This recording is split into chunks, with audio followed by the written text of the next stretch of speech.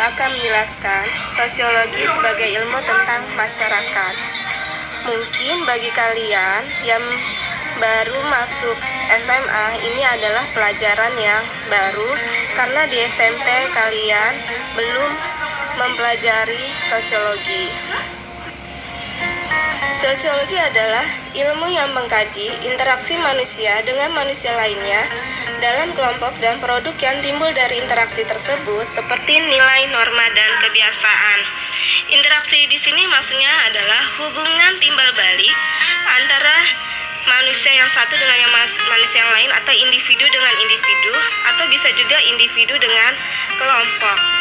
Nah, dari hubungan timbal balik itu menghasilkan produk yang berupa nilai. Apa itu nilai? Nilai yang dianut oleh suatu kelompok masyarakat. Semakin banyak masyarakat menganut nilai tersebut, maka itu akan terbentuk. Contoh misalkan nilai gotong royong. Kemudian yang kedua adalah norma. Norma itu adalah aturan atau pedoman yang ada di masyarakat. Contohnya adalah misalkan tidak boleh mencuri, membuang sampah pada tempatnya, mematuhi peraturan lalu lintas. Sedangkan kalau kebiasaan adalah yang dilakukan sehari-hari oleh masyarakat dan menjadi suatu kebiasaan di kelompok masyarakat tersebut. Maksudnya sebagian besar melakukan hal tersebut. Contoh misalkan mau pergi pulang mengucapkan salam, atau misalkan upacara 7 bulanan, ya, kemudian ngaben. Pada awalnya, sosiologi sebagai bagian dari filsafat. Jadi, sosiologi belum berdiri sendiri sebagai ilmu. Mengapa? Karena pada masa itu, sosiologi belum memiliki ciri ilmu pengetahuan, yaitu landasan teoritis, objek, dan metodologi. Metodologi itu adalah cara. Walaupun Komte memberikan nama sosiologi, namun peletak dasar sosiologi sebagai ilmu adalah Emil Durkheim. Durkheim meletakkan dasar teoritis bagi sosiologi serta menyatakan bahwa objek kajian sosiologi adalah fakta sosial. Fakta sosial ini adalah kenyataan yang ada di lapangan atau kenyataan yang ada di masyarakat, dan memberikan landasan atau metodologi bagi sosiologi. Karena Auguste Comte yang memberikan nama sosiologi, maka secara otomatis ya bapak sosiologi adalah Auguste Comte, ya, bukan Emil Durkheim. Sosiologi sebagai ilmu mampu memenuhi persyaratan sebuah ilmu, yaitu empiris, teoritis, kumulatif, dan non-etis. Ciri-ciri sosiologi sebagai ilmu, yang pertama empiris. Nah, kalau sosiologi mau dikatakan sebagai ilmu, dia harus menggunakan akal sehat. Jadi, tidak spekulatif. Spekulatif ini di sini adalah menduga-duga. Sebagai ilmu, tidak bisa seorang ilmuwan untuk mengkaji suatu ilmu dengan menduga-duga, dan harus berdasarkan abstraksi atau gambaran yang ada di lapangan. Kemudian teoritis, menyusun teori, ya. Teori ini disusun berdasarkan abstraksi atau gambaran atau penjelasan yang ada di lapangan, yang ditemui di masyarakat. Kemudian kumulatif, teori yang ada diperbaiki, dikembangkan, dan diperluas. Ibu kasih contoh di sini misalkan teorinya Charles Darwin yang mengatakan bahwa nenek moyang manusia berasal dari monyet. Nah, sekarang teorinya Charles Darwin tidak dipakai lagi. Kenapa? Karena ada ilmuwan yang menemukan bahwa DNA manusia dengan monyet itu ternyata berbeda. Makanya dalam sejarah, ya, teorinya Charles Darwin tuh nggak dipakai, tapi orang lebih cenderung menggunakan teorinya manusia modern. Selanjutnya adalah non-etis. Non-etis di sini adalah menjelaskan fakta secara analitis.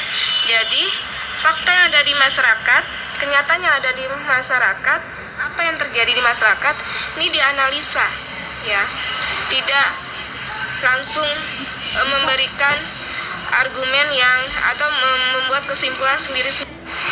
Bapak sosiologi adalah Auguste Comte, berasal dari Prancis.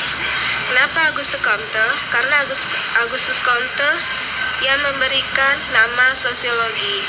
Sosiologi berasal dari bahasa Yunani yaitu sosius, artinya kata atau berbicara, dan logos dari bahasa Latin artinya ilmu. Dengan demikian, sosiologi adalah ilmu yang berbicara tentang masyarakat. Nah, di dalam masyarakat itu kita bisa membicarakan nilai, norma, kebiasaan, lembaga, kemudian masyarakat majemuk, dan sebagainya. Objek dan tujuan sosiologi.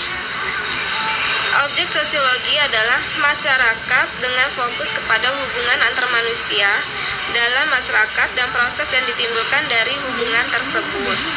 Maksudnya di sini adalah dengan adanya hubungan timbal balik antar manusia atau manusia itu melakukan interaksi, tentu akan ada akibat yang ditimbulkan dari hubungan tersebut. Contohnya, akhirnya ada nilai, norma, kebiasaan, kemudian lembaga sosial. Selanjutnya adalah tujuan sosiologi. Tujuan di sini adalah meningkatkan daya dan kemampuan manusia dalam menyesuaikan diri dengan lingkungannya. Jadi maksudnya di sini Ibu kasih contoh, kamu sudah masuk SMA, tentu cara belajar di SMP dan di SMA berbeda. Kemudian pelajarannya juga berbeda. Teman-temannya dan gurunya juga berbeda. Nah, di sini kalian bisa menyesuaikan diri dengan lingkungan yang baru. Atau Ibu kasih contoh, misalnya kamu pergi ke Baduy Dalam.